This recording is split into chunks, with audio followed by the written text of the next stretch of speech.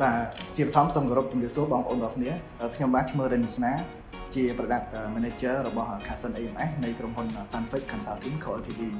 ហើយសម្រាប់ថ្ងៃនេះដែរគឺខ្ញុំមកចែករំលែកអំពីបទពិសោធន៍មួយចំនួនដែលយើងឆ្លងកាត់ជាមួយនឹងអតិថិជនផ្ទាល់ដែលប្រើប្រាស់ទៅលើ System គ្រប់គ្រងសណ្ឋាគារហើយនិងផ្នែកពិសោធន៍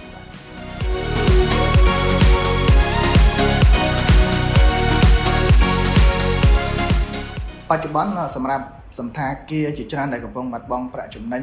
ដោយសារទី1គឺទៅលើមិនទាន់មានប្រព័ន្ធគ្រប់គ្រងទិន្នន័យច្បាស់លាស់ទៅតាមផ្នែកនីមួយៗដែលធ្វើឲ្យការគ្រប់គ្រងមិនសូវច្បាស់លាស់អញ្ចឹងខ្ញុំមានចំនួន7ចំណុចដើម្បីចែករំលែកទៅបងប្អូនទាំងគ្នាអញ្ចឹងចំណុចទី1តើតើជាមួយនឹងការគ្រប់គ្រងទៅលើការកក់អញ្ចឹងជាទូទៅតើតើជាមួយនឹងការកក់បន្ទប់ទៅតាម website ទៅតាមការ call direct ឬក៏ទៅតាមប្រព័ន្ធ social media ហើយជាពិសេសគឺតើតើជាមួយនឹង OTA គេហៅថា online travel agency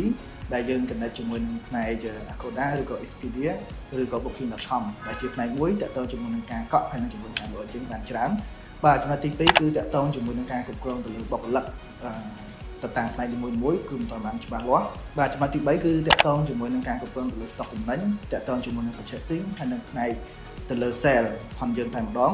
បាទហើយចំណុចទីបន្តទៀតគឺទៅលើតកតងជាមួយនឹង hotel management system ដែលអត់មានលក្ខណៈពេញលេញមានន័យថា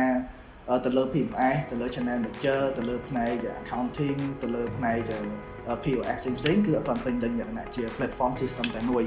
ហើយចំណុចមួយទៀតតកតងជាមួយនឹងគេហៅថាទៅលើហេរ៉ាញ់វត្ថុទៅលើ financial